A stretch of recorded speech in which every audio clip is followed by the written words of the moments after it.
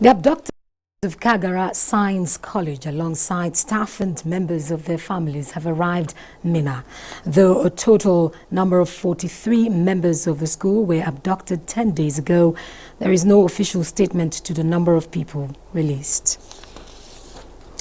Meanwhile, Governor Sani Bello of Niger State has commended the joint effort of security agencies, community leaders and stakeholders that led to the rescue of the 38 abducted students of Government Science School, Kagara. He was speaking while receiving the rescued students at the Government House, Minna. Governor Bello said all the victims have been medically profiled and that will continue in the next few days before they rejoin their families. We still have a lot of work ahead of us. Going forward, we are putting in place a system to look at the causes of these events. In the next few days, in the course of my conversation with major stakeholders, I hope we will find solution to this bastardly act. The governor, however, assured that government would investigate into the root cause of the school abductions with a view to nipping it in the bud. Smiles, hugs and congratulatory words were the content of packs of gifts that the families of the rescued, or rather released, abductees of Government Science Secondary School, Kagara received this morning. Abdullahi Mohammed reports that this was on the heels of the news of the freedom of the abductees. It was an early morning call to the home of Mr. and Mrs. Kiaga by neighbors, friends and well-wishers. Others from far away placed phone calls, and the conversations says it all. A cheering news of the release of Hanatu, their daughter and son-in-law, who were held captive along with the Kagara school boys, has filtered in. It was a joyful news because I myself, I saw them physically. The mother of the house began to sing a new song. Mr. Kiaga was full of appreciation. And we thank those people who try for the rescue of our children. Arriving the home of Malam Salmana, what I have seen is a reflection of what I saw at Mr. Philip Kiaga's home, all celebration. The mother of the house was back in business, with Malam Salmanu's younger brother left to express what is in the air. We are really happy and we appreciate the effort of the government individuals and those that are praying since the adoption of this. We are happy sincerely. Mr. Kiaga and Salmana will no doubt continue to receive visitors into their homes days to come, and the icing on the cake will be a reunion with their abducted children. In Kagara, Rafi local government area of Niger State, Abdullahi Mohammed, NTA News. Meanwhile, President Muhammadu Buhari applauds the release of the abducted students of Government Science College, Kagara, Niger State. He commended the nation's security and intelligence agencies and the government of Niger State for their responses in securing the release. The president warned that government will not continue to suffer such attacks as they affect the growth of education, security and the life of future leaders of the country, and also put the nation in negative light. The president reiterated his earlier advice to school owners, particularly state and local government, as well as religious organizations, to scale up security around schools in line with standards laid down by the United Nations Safe School Declaration ratified by Nigeria. President Buhari condemned school abductors, with the latest one at the government's girls' secondary school, Jangbere, in Zamfara State, and directed all security and intelligence agencies in the country to hunt down the culprits and bring them to justice. And a delegation of the Zamfara State Police Command has had this afternoon visited GSS Jangebe, where 317 students were abducted yesterday. The delegation, led by the Assistant Commissioner of Police in charge of Criminal Investigation Department (CID), Mohammed Umar, was conducted round the school premises, particularly the various students' hostels where the abduction took place. Correspondent Haliru Mohammed Umar reports that the visit was aimed at assessing the scene of the incident. The delegation also went round a joint security outpost located close to the school, where he had an interface with the officers and men on duty. The ACP, however, declined comment. It could be recalled that the Commissioner of Police, Abutu Yaro, had also visited the school a few hours after the abduction of the students, where he told journalists that security operatives have embarked on search and rescue operation of the abductees. The school is still deserted and people are going about their businesses, even as parents and guardians of the abductees are anxious to get their children back safely. Now, the United Nations has condemned in strongest terms the abduction of 317 secondary school students in Zamfara State.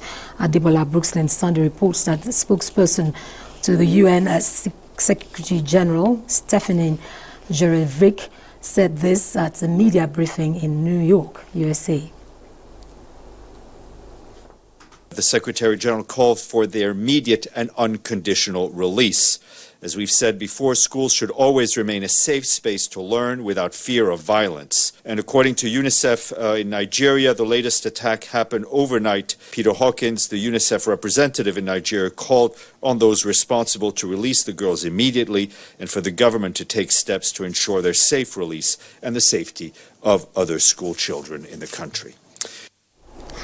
Similarly, the spokesperson for the president of the 72nd session of the General Assembly, Brendan Verma, said the General Assembly received the message of President Muhammadu Buhari on the issue and urged the abductors to release them unhurt. I was shocked by kidnapping of 317 girls from their school in northwest Nigeria. He noted that this is the third mass abduction of children since December in that country. He stressed that no child anywhere should be afraid to go to school, and he expressed hope that the girls were unharmed and would be freed soon. The UN commended Nigeria's efforts in the safe release of the Kagara students of Niger State, hoping that the 317 girls will return soon and unhurt. In other news, it has been 1 year since Nigeria recorded its first case of the coronavirus. Since then, the situation has evolved, with more cases occurring, while the federal government and states are keeping up measures to combat the virus. In this special report, Basi Itaikman takes us through the 1 year milestone of the dreaded COVID-19 in Nigeria. In the wake of the coronavirus outbreak in China in December 2019, the federal government in January 2020 assured Nigerians of the country's readiness to strengthen surveillance at the nation's points of entries to prevent the importation of the virus. The first case in Nigeria was, however, announced on the 27th of February 2020, when an Italian citizen in Lagos tested positive for the virus. Several interventions were initiated to ensure compliance to safety protocols. Campaign was at its peak as total lockdown was announced. The journey has been a journey of discovery. We are learning about the COVID-19 and responding as we go along. We use against positively to be able to be ahead, not to get to where Europe and America have been. Thank God also that the early response of government through the PTF, which put together response strategies, including sensitization and awareness creation on the prevention protocol. During the period, citizens received palliative, which include disburse of funds and food items to those mostly affected. There was a significant drop in the cases recorded between September and November, which led to the relaxation of the lockdown and reopening of the economy, while the isolation centers in most states were partially closed. Nigerians became complacent with the safety protocols. Sequel to that, Nigeria entered the second wave as the country on Thursday, 17 December 2020, recorded its highest daily number of cases, with 1,145 new infections. Despite several victims' narrations, many Nigerians still believe the virus is a scam. I can say there is no coronavirus in Abuja. Part of the reasons why people seem not to believe, even up till now, 1 year after, is because the death rate in Nigeria has not been exponential.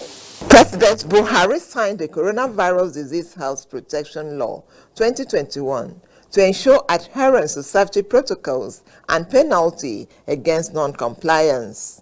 1 year after, the country has recorded a total of 155,076 confirmed cases, 132,544 have been discharged, and 1,902 deaths recorded.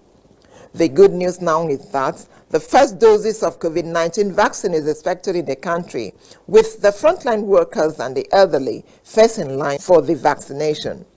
With the vaccines in view, experts continue to appeal to Nigerians to adhere to safety protocols as COVID-19 is real. Thanks a lot, Bassey. In the meantime, U.S. House of Representatives approves President Joe Biden's $1.9 trillion COVID relief plan, just as New Zealand's largest city, Auckland, goes back to lockdown after COVID-19 case of new origin. Let's join Uche Ugochukwu for more on Global Update.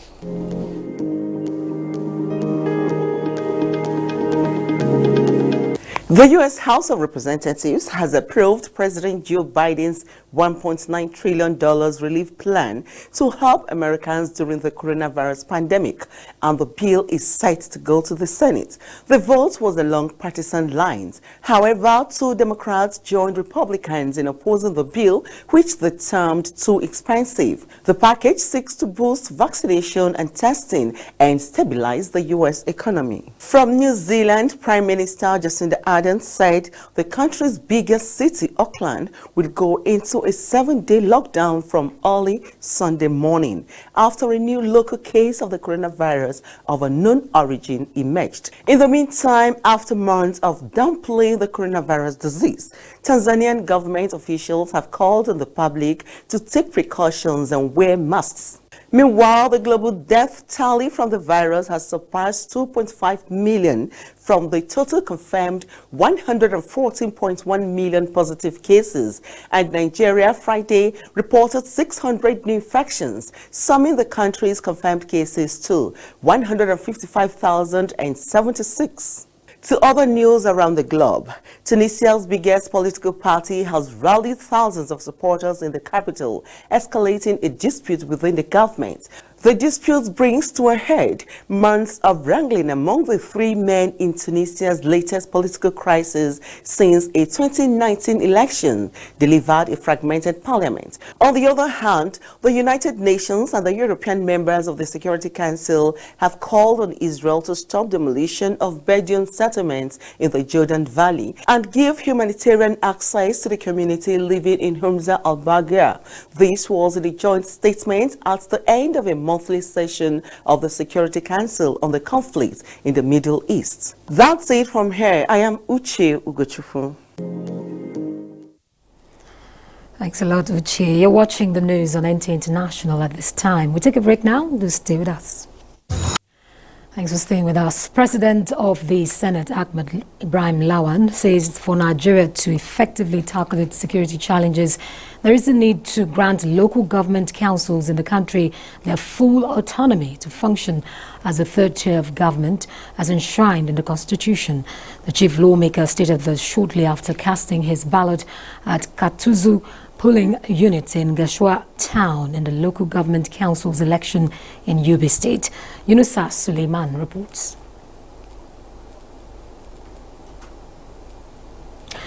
We will bring that story later in the bulletin. In the meantime, the road accidents are considered by experts as major disasters that have continued to claim lives and property across the country. These occurrences are usually associated with lack of requisite knowledge, traffic rules and regulations, as well as driving skills. Consequently, the National Emergency Management Agency, NEMA, is training its drivers on professional ways of driving to curb the menace. Ilyasu Ali Yakubu reports. The casualty figures as a result of road accident in Nigeria has continued to be on the increase despite frantic efforts put in place by the Federal Safety Corps and other relevant stakeholders year in year on. This is largely due to lack of adequate training of drivers across the country. This training, organized by the National Emergency Management Agency in collaboration with Japanese government, is aimed at mitigating the trend. The training for the search and rescue drivers of the agency also involves search and rescue officers from the zonal offices of the agency who will also be using the search and rescue vehicles donated by Japanese government. Thank God for the training because it helped us a lot. It's a very impactful section on training, and we were exposed to new equipment, hydraulic equipment that we can use for our search and rescue operations. There's a need for our drivers and the search and rescue officers, to be acquainted, with some basics about these vehicles, since they are customized vehicles for rescue operations. The response intervention vehicles are specially built and fitted with search and rescue equipment for quick deployment in response to emergency disaster situations. In Abuja, Ilyasu Ali Yakubu, NTA News. The wait is finally over as motorists in Lagos are now plying both lanes of the third mainland bridge. Although work continues on other parts of the bridge, motorists have been advised to drive cautiously and avoid overspeeding. Dotun Oguyemi reports. It has been a tale of congestion along previously designated alternative routes, while a time schedule regulation was in place to guide morning and evening traffic along the Third Mainland Bridge since the 24th of July 2020. 7 months down the line, 12 expansion joints, 3 bearings and abutments changed, potholes filled, lane markings and signs drawn. Motorists have finally breathed a sigh of relief following the full reopening of the bridge. After so much anticipation for the full reopening of the Third Mainland Bridge, it is official. The bridge has now been declared open by officials of the Ministry of Works and Housing following the superstructure repair works that have now been completed. So I'm very happy, and I'm using this opportunity to express our gratitude on behalf of the Honorable Minister of Works, Mr. Babatunde Rajifashola, to our host state, that's Lagos State, in particular, His Excellency, the Governor of Lagos State, Mr. Babajide Sanwo-Olu. As the bridge reopens, repair works continue for another 12 months, while routine maintenance will now be prioritized. From time to time, we will continue to check all the necessary members of the bridge to check whether they are okay. Federal Controller of Works restated the restriction placed on articulated vehicles from plying the bridge, as anyone found in violation will be arrested and vehicles impounded. In Lagos, Dotun Oguyemi, NTA News. The Nigeria Customs Service Apapa Command has impounded a container laden with 554 cartons of tramadol and other prohibited products.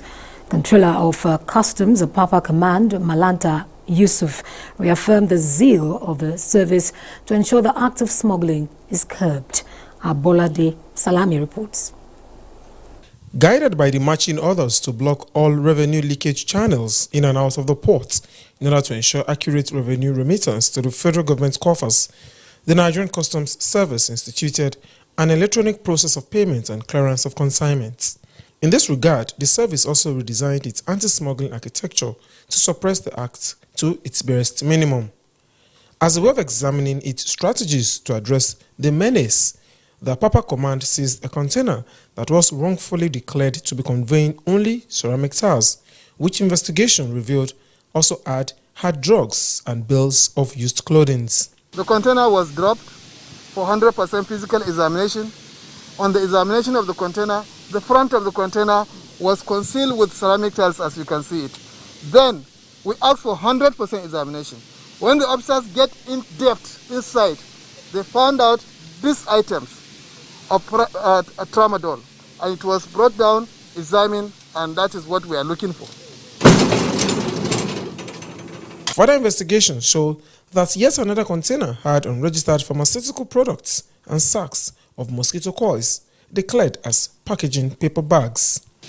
And this command under my watch will ensure that anybody who attempts or an intent to make an unlawful importation into this command or anywhere in the country is going to be dealt with decisively.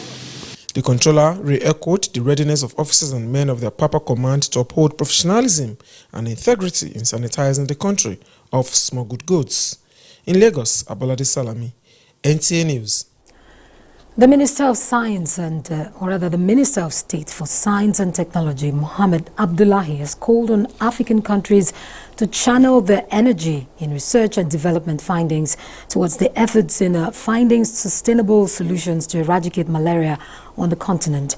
Mohammed Abdullahi made the appeal when he received the Prince Ned Nwoko Foundation, whose visit was to partner with the ministry in finding solutions to malaria scourge in the country. Given an instance of the COVID-19 challenge, the minister said when the pandemic came on board, countries globally came together to proffer immediate solutions towards curbing the spread, and less than a year, a vaccine was produced. He therefore tasked Nigerian researchers and scientists to look inwards towards providing possible solutions to eradicate malaria in the country. Mohammed Abdullahi further assured that the ministry will partner with the foundation to see how opportunities will be explored for having vaccines that can help solve the disease that is bedeviling the country. Olumide Eguntola is our guide on sports updates. Let's now take a look at Sunday's weather prospects for Nigerian cities and other parts of the world.